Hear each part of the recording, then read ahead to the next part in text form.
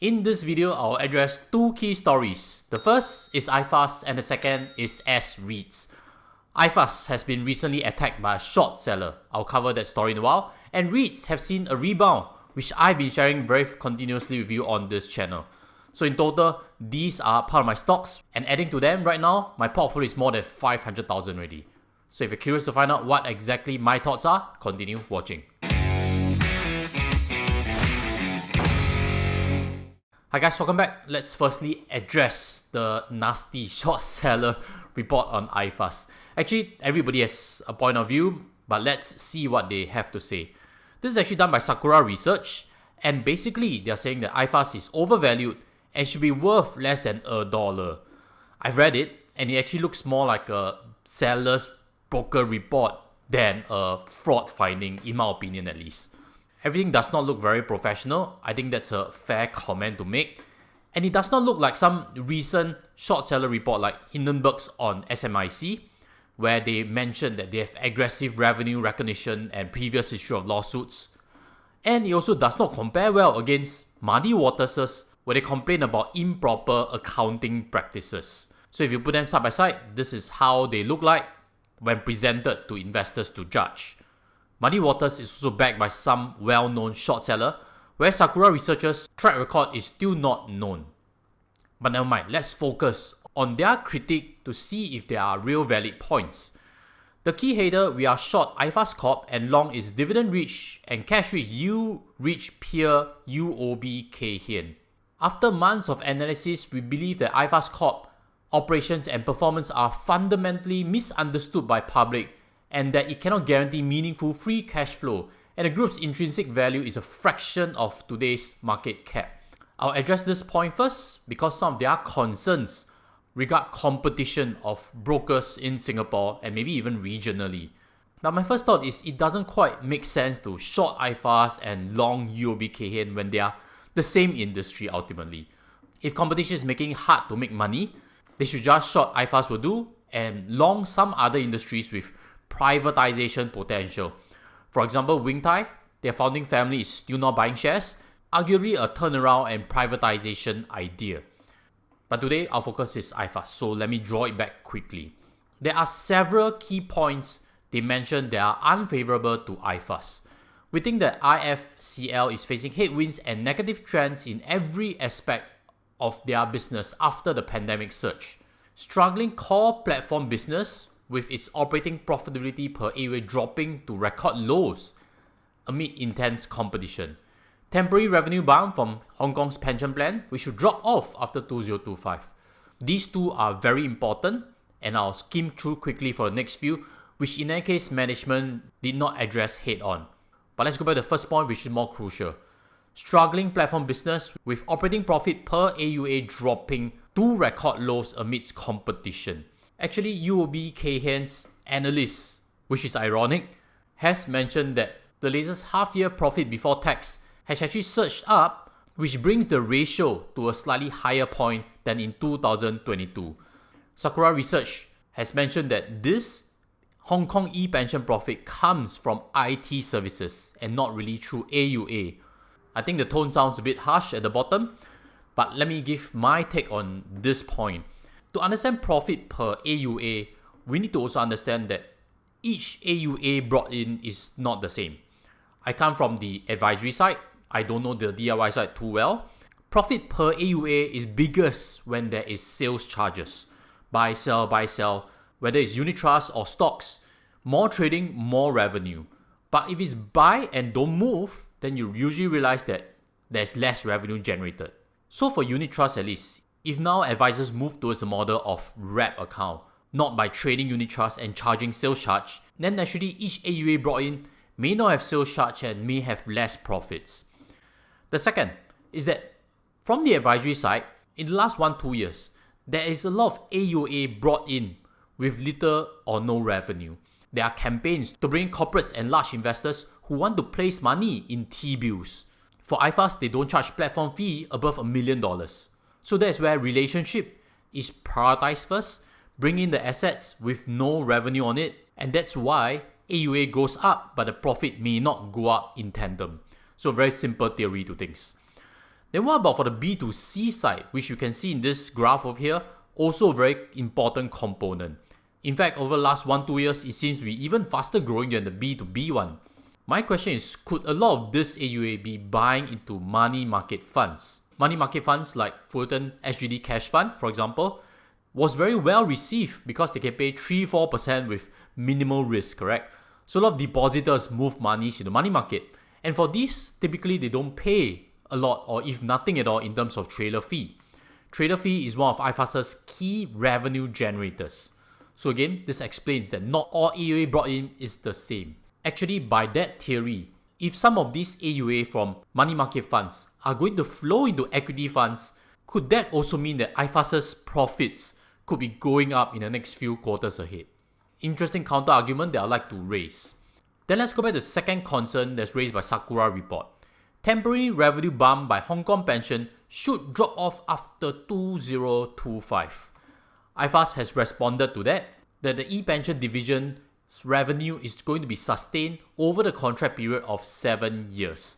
Sakura Research has mentioned it's great that iFAST has confirmed that there's revenue after 2025 because it's true. When I also look in terms of the guidance, it was always until 2025. It didn't really occur to me that what's going to happen after that. So for myself, I'm relieved that the revenue for 2026 and beyond would likely be closer to 2025. And even though it's a 7-year contract, let's worry about it closer to 2030. Hong Kong is the biggest profit driver right now for iFAST, undoubtedly. And I think these points raised has caused markets to sell down a little bit in recent weeks. But in general, I do not agree with the concerns raised. And that's why for myself, I've actually bought even further into iFAST's shares. As you can see over here, I queued up for 1,000, but I've only been allocated 500 back in 4th of September. And this allows me to average down my iFAST stock price. Previously, I bought iFAST also back when it was about $7. So if Sakura Research is indeed right, and iFAST is worth less than $1, too bad for me. I'll probably lose a lot of money, and not just that, I'm going to be very embarrassed. So I'm not going to show you how much iFAST stock I have right now until all this turbulence is gone. So again, not investment advice. I'm sharing with you my perspective of how I understand the business, and maybe these points raised do not change my view of the core growth. Let me help you see more data points on iFAST's earnings. At the bottom of this summary, you would see that iFAST has quadrupled their earnings per share, correct? And that's why while the P ratio is high right now at 73, it will drop to the 20s by 2025 if the growth momentum continues. The earnings per share forecasted for 2025 will be around 33 cents. All these data points can be found on Stockopedia, who's today's sponsor. And if you like to sign up today, you get a free 14-day trial and a 30-day money-back guarantee. I'll show you how to use it a bit further. One of the tools that you can use is the peer comparison.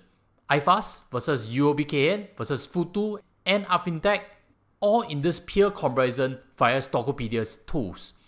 They also have a value ranking, and right now, Futu looks pretty good. You can buy it also on the US exchange. iFAST looks low on this value ranking. However, the earnings per share growth is going to be higher than the rest. Stockopedia also has other tools that I'd like to suggest to you. If you want to see insider purchases, with a simple click, they can show you all the transactions that have been done.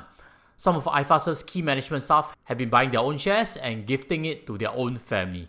More than that, if you want stock recommendations given to you, check out Top Stocks Ranks, which factors based on momentum, value and quality, and some of them have earned a title Super Stocks. Annualized rate of return 13.64%. Within it, you can find global ideas or even Singapore-based ideas. So if you're keen to sign up for Stockopedia today, you receive a 25% discount using my unique referral code, which is the first in Singapore. Take control of your investments today, make smarter analysis, and make smarter investment decisions. Let's move on next to Reits, and the first one to cover is actually Frasers Centrepoint Trust, who is the first one to reach a 1-year high among all its S-REIT big peers. Frasers Centrepoint Trust is my best performing REIT in my portfolio also based on the average purchasing price that I entered. Unfortunately, it's not my biggest REIT holding, so too bad, man. Warren Buffett has made a lot of gains in the last 5 years because his biggest allocation is Apple. So I do regret not buying more Frasers Centrepoint Trust, And right now, if I were to pull up the charts for you to see, you would realize that on a 1 year basis, it looks potentially expensive. But if we look in terms of a 5-year basis, Frasers Centrepoint Trust is still far from its peak.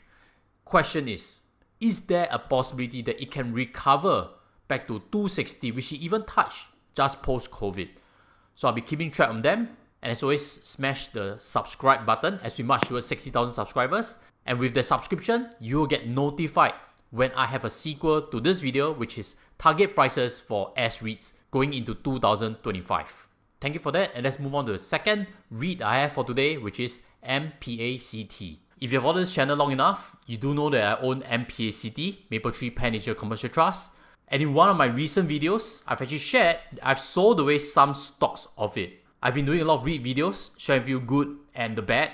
And recapping what I did with MPACT, I've actually bought in April when their results were pretty good. I thought that operationally that was the takeoff point. So I was projecting everything better. But then 1 quarter later, their results were bad. Japanese offices, to be exact, seem to be underperforming, at least in my perspective.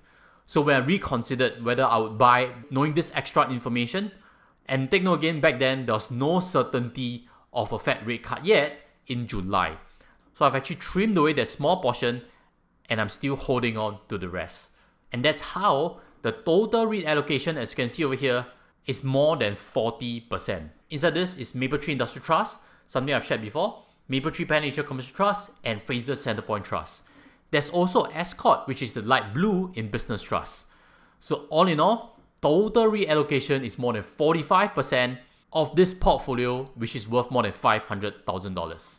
521k is because 20k of Singapore savings bonds are also added in, and that is of course risk-free. So as always, if you like tutorials on Singapore savings bonds, I'll leave them above. Coming to here, let me answer some questions just in case you're thinking, maybe I should start buying REITs or so. There's this question that came about. Hi Josh, the best time to buy REITs was a month ago. Buying REITs at rock bottom prices is likely over. In view of interest rates coming down, bank stocks too pricey, are there any sectors to invest? This was my surprising answer. The first is that Mr. Market is very humbling. We can't be too sure that REIT stock prices, rock bottom is over. I thought it was over long ago, so don't be overconfident in that. The second is that good investing doesn't need to be at rock bottom to do well also. If fundamentals improve, you can actually reevaluate the stock and buy it on the way up. That is why for myself, I've actually bought more in Mapletree Industrial Trust, adding 2,500 shares to my SRS. I've recently topped up, and not just that, I have something new added in right there, which I'll keep it as a secret. So as always, smash the subscribe because I'll be releasing a full breakdown of my SRS portfolio in a future episode, and maybe by then, it's time to review that name. Thank you for watching right to the end, and with that, I'll sign from here and see you in this previous video I have, which is on my net worth. I will be updating one pretty soon because my birthday is coming, so check it out and I'll see you there too. Take care as always, goodbye.